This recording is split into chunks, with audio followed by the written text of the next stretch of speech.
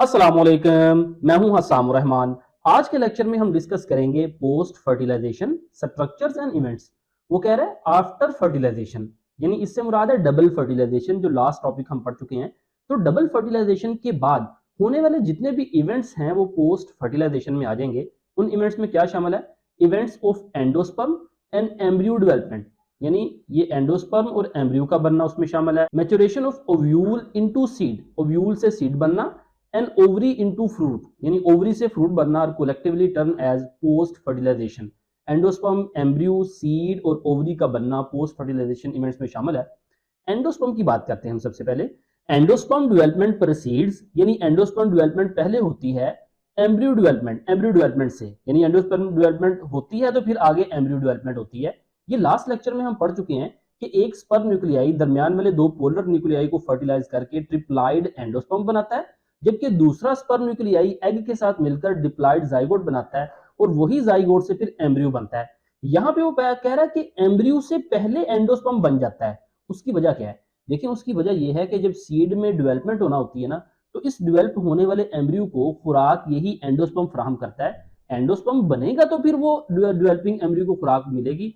इसी वजह से एंडोस्पर्म पहले होता है और एम्ब्रियो बाद में डेवलप होता है। नेक्स्ट वो कह रहा है कि primary endosperm cell divides repeatedly, और वो डिवाइड होकर ट्रिप्लाइड एंडोस्पर्म टिश्यू बनाते हैं। देखिए, फर्टिलाइजेशन के नतीजे में वो जो सेल बनता है उसे हम कहते हैं प्राइमरी एंडोस्पर्म सेल, और वही डिवाइड होकर ट्रिप्लाइड एंडोस्पर्म टिश्यू बनाता है। ये एंडोस्पर्म टिश्यू आपको नजर आ रहे हैं एक सीड के अंदर।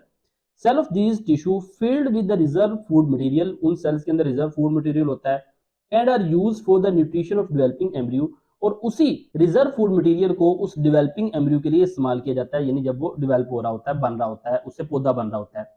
Commonly primary endosperm nucleus undergoes successive nuclear divisions, यानी जो सबसे पहले प्राइमरी एंडोस्पर्म होता है वो बहुत सारी न्यूक्लियर डिविजन्स करता है, न्यूक्लियाई तकसीम होते हैं, and give rise to free nuclei, और इसके नतीजे में बहुत सारे फ्री न्यूक्लियाई बनते हैं।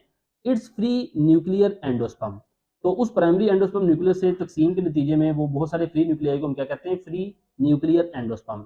सब्सिक्वेंटली उसके बाद सेल वॉल फॉर्मेशन अकर, यानी उन न्यूक्लियस के इर्द गिर्द सेल वॉल बनती है, और एंडोस्पर्म बिकम सेलुलर, और वो एंडोस्पर्म सेलुलर बन जाता है। पहले वो क्या बनता है? फ्री न्यूक्लियर एंडोस्पर्म, फिर सेल वॉल बनती है तो वो सेलुलर एंडोस्पर्म बन जाता है। Number of free nuclei varies greatly, यानी मुख्तलिफ पौधों के जो बीज हैं उनके अंदर जो फ्री न्यूक्लियाई की तादाद है वो मुख्तलिफ होती है, बहुत ज्यादा वेरी करती है। जैसा कि वो मिसाल दे रहा है कि coconut water from tender coconut, यानी कोकोनट के अंदर जो आपको कोकोनट वाटर नजर आ रहा होता है ना, इस फ्री न्यूक्लियर एंडोस्पर्म, वो क्या है? वो फ्री न्यूक्लियर एंडोस्पर्म है, उसमें सिर्फ न्यूक्लियस तकसीम हुए हैं, उसके गिर्द सेल वॉल नहीं है। Made of thousands of nuclei, यानी कोकोनट वाटर के अंदर बहुत सारे न्यूक्लियाई हैं, हजारों न्यूक्लियाई हैं, and surrounding white kernel is cellular endosperm. जबकि दाएं बाएं आपको जो व्हाइट फ्लैश नजर आता है जिसको हम खाते हैं, यानी वाटर तो पीते हैं, दाएं बाएं जो व्हाइट फ्लैश होता है वो क्या है? वो सेलुलर एंडोस्पर्म है। जैसा कि हमने कहा ना, एक फ्री न्यूक्लियर हिस्सा होता है और एक सेलुलर होता है। जो फ्री न्यूक्लियर है वो कोकोनट वाटर है, और इसके गिर्द जो व्हाइट कर्नल है, व्हाइट कलर का, वो क्या होता है? उसका सेलुलर एंडोस्पर्म होता है। एंडोस्पर्म में completely consumed by the developing embryo, तो जब एम्ब्रियो डेवलप होता है या तो वो एंडोस्पर्म को मुकम्मल कंज्यूम कर लेता है, इस्तेमाल कर लेता है, जैसा कि पी, ग्राउंडनट और बीन्स के अंदर, बिफोर सीड मैच्योरेशन, यानी सीड के मैच्योर होने से पहले इस्तेमाल हो जाता है एंडोस्पर्म। या दूसरी कंडीशन क्या है? May persist in the mature seed, यानी मैच्योर सीड के अंदर भी एंडोस्पर्म परसिस्ट रहता है, मौजूद रहता है, and used up during seed germination, और वो तब इस्तेमाल होता है जब सीड जर्मिनेट करता है। जैसा कि यहाँ पे देखें, आपको इस एम्ब्रियो के साथ ये एंडोस्पर्म परसिस्ट नजर आ रहा है, मौजूद है। वो कह रहा है split some seeds of castor, peas, beans, groundnut, fruits of coconut, and, यानी कुछ सीड्स लें, उनको आप स्प्लिट करें, and look for the endosperm in each case, और उसके अंदर एंडोस्पर्म देखें। मुख्तलिफ सीड्स के अंदर एंडोस्पर्म की लोकेशन और शेप वगैरह डिफरेंट होगी। इन वीट, राइस एंड मेज, यानी सीरियल्स के अंदर endosperm is persist, endosperm persist होता है, मौजूद होता है।